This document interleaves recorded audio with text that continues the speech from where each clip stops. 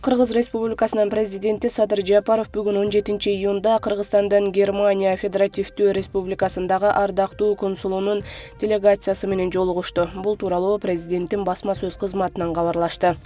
Жолугушууга Бавария жана Тюрингия федералдык жерлериндеги Кыргызстандын ардактуу башкы консулу Райнхольд Кремель, Шлесвиг-Холштайн федералдык жериндеги Кыргызстандын ардактуу консулу Кристоф Крошке жана Гамбург шаарындагы Кыргызстандын ардактуу консулу Карл Хуго Эрнест Эллердин катышты. Мамлекет башчысы ардактуу консулдардын Германия Федеративдүү Республикасы менен достук алкактарды өнүктүрүүгө кошкон чоң салымын белгилеп, Кыргызстандын Германиядагы жарандарына көрсөтүлүп жаткан жардамы үчүн ыраазычылыгын билдирди. Германия менен кызматташуу Кыргызстандын тышкы саясатынын Европа багытындагы негизги артыкчылыктарынын бири катары каралышын кошумчалады. Мамлекет башчысы чет өлкөлүк инвестициялардын мамлекеттин өнүгүшүндөгү ролун жана маанисин айтып, Кыргызстандын инвесторлорду ар тараптуу колдоого жана аларга жагымдуу шарттарды түзүп берүүгө даярдыгын баса белгиледи. Президент учурда бул боюнча зарыл болгон реформалар ишке ашырылып жатканын,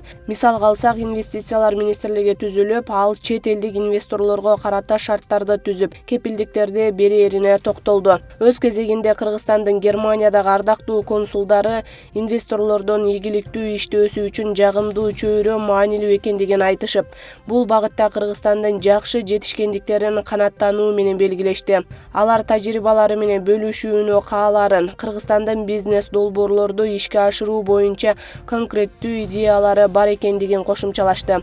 Ардактуу консулдар эки мамлекеттин пайдасы үчүн ишмердүүлүктөрүн улантып, мындан ары дагы Кыргызстан менен Германиянын ортосундагы достуктун көпүрөсү болууну улантууга даяр экендигин билдиришти. Билим берүү жана илим министри Болотбек Купешиев иш сапары менен Ысык Көл облусуна барып, билим берүү уюмдарын кыдырууда. Ведомствонун басма сөз кызматынан кабарлашкандай, 16-июнда министр Балыкчы шаарындагы мектептерге жана кесиптик лицейлерге барып, жетишкендиктер жана көйгөйлөр менен жеринен таанышты. Шаардагы Лев Толстой атындагы номер 1 гимназияда өткөн жолугушуу маалында министр донордук уюмдар жана жеке медцентр менен тыгыз кызматташуунун натыйжасында билим уясын заманбап шарты боюнча окуу жайга айланта алган мыкты жетекчилердин эмгегине токтолуп, ийгиликтүү мектептердин тажрыйбасын республика боюнча жайылтуу керектиги тууралуу айтты. Жогоруда белгилеп кеткендей, шаардын билим берүү уюмдарынын жетишкендиктери менен катар көйгөйлөрү да жок эмес. Негизги көйгөйлөрдүн бири курулуш объектилерин каржылоо маселеси. Министрдин айтымында, билим берүү тармагына тиешелүү бардык курулуш объектилери өзгөчө көзөмөлгө алынат. Республикалык бюджеттен каржылануучу объектилердин курулушун куруу иштерин эртерээк бүткөрүү боюнча министрлик тарабынан бардык аракеттер жасалат деп айтылат маалыматта. Өлкө аймагына COVID-19 коронавирус инфекциясынын кирүүсүнүн алдын алуу жана анын жайылышына жол бербөө боюнча республикалык штаб татаал эпидемиологиялык абал байкалып жаткан. Кыргызстандын аймактарына жарандардын баруусун минималдаштырууну сунуштайт. Атап айтканда, акыркы мезгилде коронавирус инфекциясы көп катталып жаткан Бишкек жана Ош шаарына, Чүй жана Ош облустарына барууну чектөө сунушталат. Республикалык ыкчам штаб башка региондордо жашаган жарандарга эпидемиологиялык абал турукташканга чейин аталган аймактарга барууну чектөөнү сунуштоодо. Ошондой эле жарандарды медициналык бет каптарды тагынуу, колду дезинфекциялоо, социалдык аралыкты сактоо сыяктуу санитардык эпидемиологиялык ченемдерди жана эрежелерди сактоого чакырабыз. Мындан тышкары, ар кыл массалык иш-чараларга катышуудан жана адамдар көп чогулган коомдук тамактануу жайларына баруудан кармануу сунушталат. Кыргызстанда кумшекер жана өсүмдүк майын кымбат баада саткан 23 факты аныкталды. Бул тууралуу монополияга каршы күрөшүү боюнча мамлекеттик агенттигинин жетекчиси Кеңешбай Тайлаков брифинг учурунда билдирди. Анын айтымында, бүгүнкү күндө ички рынокто баалардын кескин өсүшү кумшекер, өсүмдүк майы, жумуртка жана сабизде байкалууда. Өсүмдүк майы жана кумшекерди жөнгө салуу боюнча министрлер кабинетинин токтому чыккан. Учурда аталган эки азыкка тийиштүү соода үстөмдүктөрүн белгилейбиз. Чүй, Бишкек, Ысык Көл, Талас наарында 10%, Баткен, Ош жана Жалал Абад облустарында 13%дык үстөк менен көзөмөл иш-чараларын жүргүзүүдөбүз. Өлкө боюнча жалпы 313 объектте 48 текшерүүлөр болуп, үстөктөн ашкан 23 факты аныкталды, дейт ал.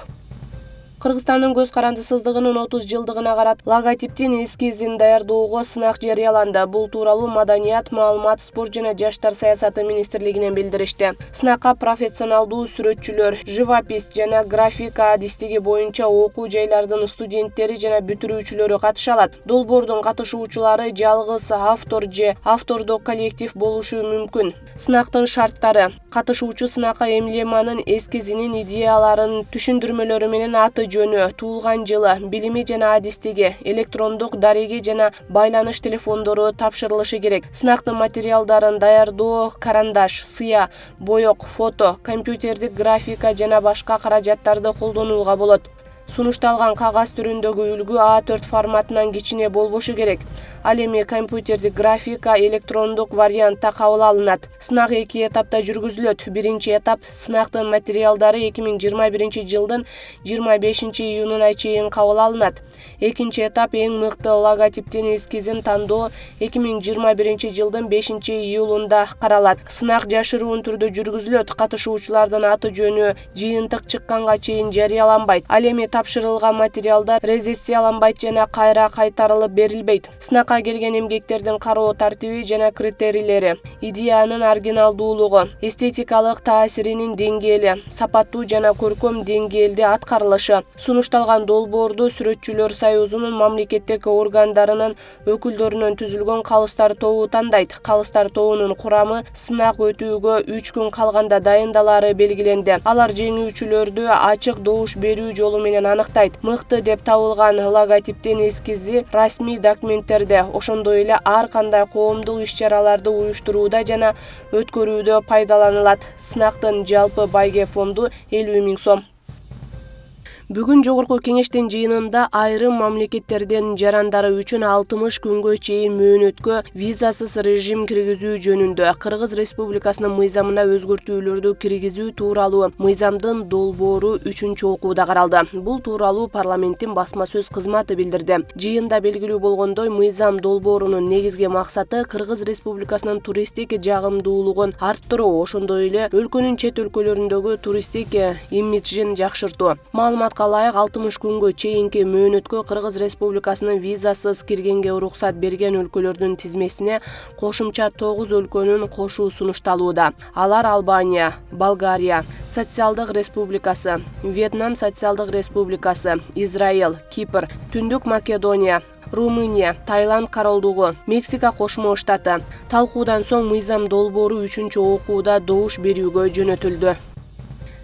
Ички иштер министринин атынан ИИМдин академиясынын начальнигинин орун басары, милициянын полковниги Касымбаев Ильяс Аламүйдүн 1 Кичи районундагы каналда катуу ылдамдыкта аккан суудан агып бара жаткан кызды куткарышкан. Бишкек шаарынын тургунуна, ИИМ академиясынын кызматкерине жана курсанттарына сыйлык тапшырылды. Бул тууралуу Ички иштер министринин академиясынын басма сөз кызматынан билдиришти. Маалыматка ылайык, Кыргыз Республикасынын Ички иштер министрлигинин буйругу менен Залкарбек Сулайманов жана Ички иштер министрлигинин академиясынын кызматкери, милициянын прапорщиги Мелис Осокиев Кыргыз милициясына 95 жыл юбилейлик медалы. Ал эми академиянын курсанттары Бекбол Молдосанов, Марсель Тынчтык уулу жана Байсейит Ахматов ардак грамоталар менен сыйланышты. Академиянын начальнигинин орун басары, милициянын полковниги Ильяс Касымбаев сыйлыктарды тапшырып жатып, Бишкек шаарынын тургуну Зарылбек Сулайманов академиянын кызматкери менен курсанттары оор жана кооптуу абалда чыныгы, мыкты жигиттик сапаттарын көрсөтүшкөнүн баса белгилеп, кайдыгер эмес жарандардын жана кызматтык милдетине жоопкерчиликтүү мамиле кылган милиция кызматкеринин, курсанттардын ыкчам аракеттеринин натыйжасында мектеп окуучусу куткарылганын белгилеп, ИИМдин жана ИИМ академиясынын жетекчилигинин атынан ыраазычылыгын билдирди. Эске салсак, окуя 10 июлда Аламүйдүн 1 Кичи районунда болгон.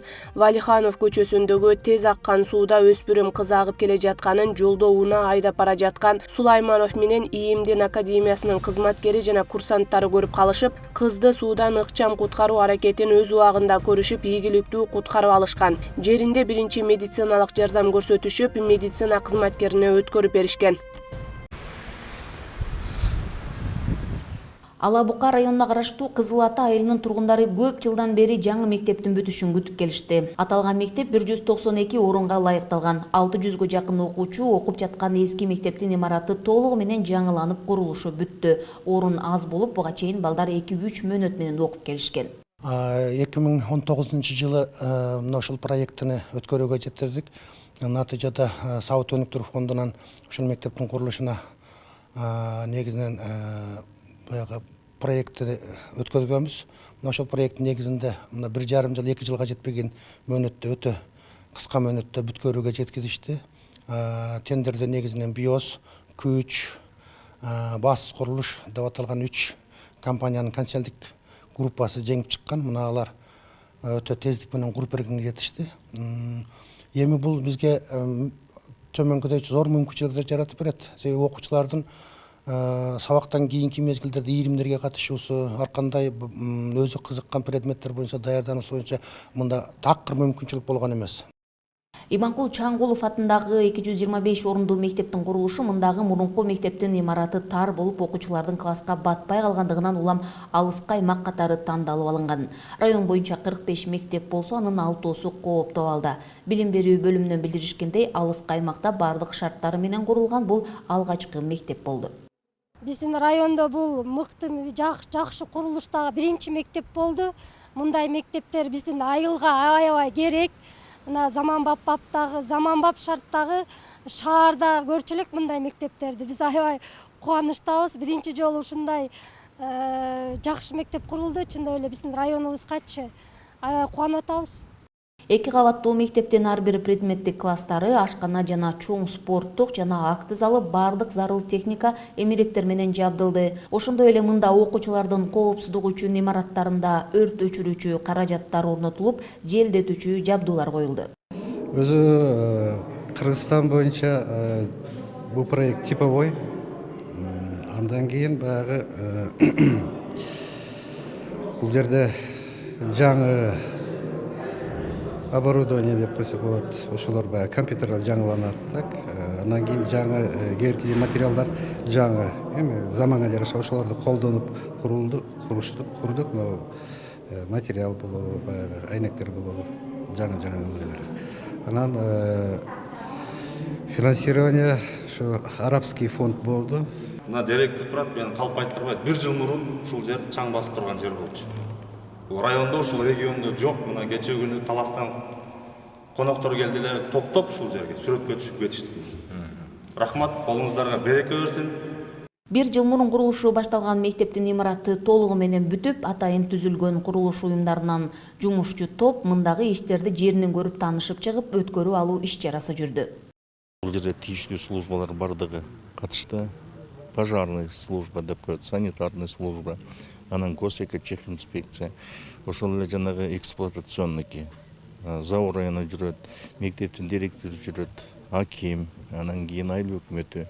Мына ушулардын катышуусунда, жанагы службалардын катышуусунда бардык мектептерди, класстарды карап, ошонун ичинде эмне коюлду, эмне коюлган жок, эмне иштер аткарылды. Курулуш иштери мына бардыгыбыз күбө болуп турабыз. Толук бүткөрүлүптүр. Сапатын эми катышкан комиссиянын мүчөлөрү, катышкан адамдар айтып атат, сапаты жогору болуптур. Курулуштун сапатын камсыз кылууда курулуш нормаларынын алкагында белгиленген 3 баскычтан турган эрежелер менен курулду. Сабыт өнүктүрүү фондунун эсебинен кредиттик негизде каржыланган өлкө боюнча 27 мектептин курулушу жүрүүдө. Данный проект является, слава Аллаху, очень удачным. Бул долбоор буйруса өтө ийгиликтүү болууда. Ушул тапта биз 3-чү мектепти бүтүрдүк. Пандемиялык абалды жана башка маселелерди эске алганда да жумуш өз ногунда план менен иш кетүүдө. Биз долбоордун алкагында бардык мектептердин курулушун жылдын аягына чейин бүтүрүүнү пландап турабыз. Андан кийин дагы долбоорлорду иш жүзүнө ашырабыз. Үнөмдөлгөн каражаттардын эсебинен дагы бир мектепти, 28-чи мектептин курулушун дагы курабыз. Как-то больше пользы получить от данного кредита от Советского фонда развития. Райондо мектептердин жетишсиздигин белгилеген жергиликтүү бийлик өкүлдөрү заманбап мектептин курулушун сапаттуу бүткөндүгүн белгилеп, мындагы мыкты шарттар балдардын татыктуу билим алуусуна өбөлгө түзөт дешет. мамлекетте каржы маселеси кыйын болуп аткан кезде мындай заманбап мектептин түшүшү айыл эл үчүн, тем более алыскы региондо абдан жакшы иш-чара деп эсептейбиз. Жалпы район боюнча мектептердин жетишсиздиги действительно бар. Өзүңүздөргө белгилүү болгондой райондо өнүктүрүү фонду бар. Азыр өнүктүрүү фондунан дагы жаңы мектептердин курулуштары жүрүп атат. Саут өнүктүрүү фондунун эсебинен кредиттик негизде каржыланган өлкө боюнча 27 мектептин курулушу жүрүүдө. Ош областында 6 мектеп, 3 Баткенде жана ошондой эле Жалал Абадта 3 мектептин курулушу жүрүүдө. Ушул күнгө 3 мектептин курулушу толугу менен бүттү. Гүлжан Ажиматова, Бектур Калыбек уулу, Жалал Абад облусу. Айгүл Байетова Ош шаарындагы чакан тигүү цехин иштетет. 4 жылдан бери чеберчилик менен алектенип келе жаткан жеке ишкер пандемиялык абалдан кийин дагы ишмердүүлүгүн жакшыртуу, өнүктүрүү багытында бизнесиңди өнүктүр аттуу 2 айлык окуу курсун өздөштүрдү. Бул жерде эң негизгиси иштерди кантип алып кетүү боюнча адамдарды иштетүү, иш орундарын берүү, аларды айлык менен жабдуу, банкротко учурабаш үчүн финансылык жактарыбызды полностью үйрөтүп берди деп айтсам болот. СММ бизнестер боюнча иштеш боюнча айтып үйрөтүп беришти.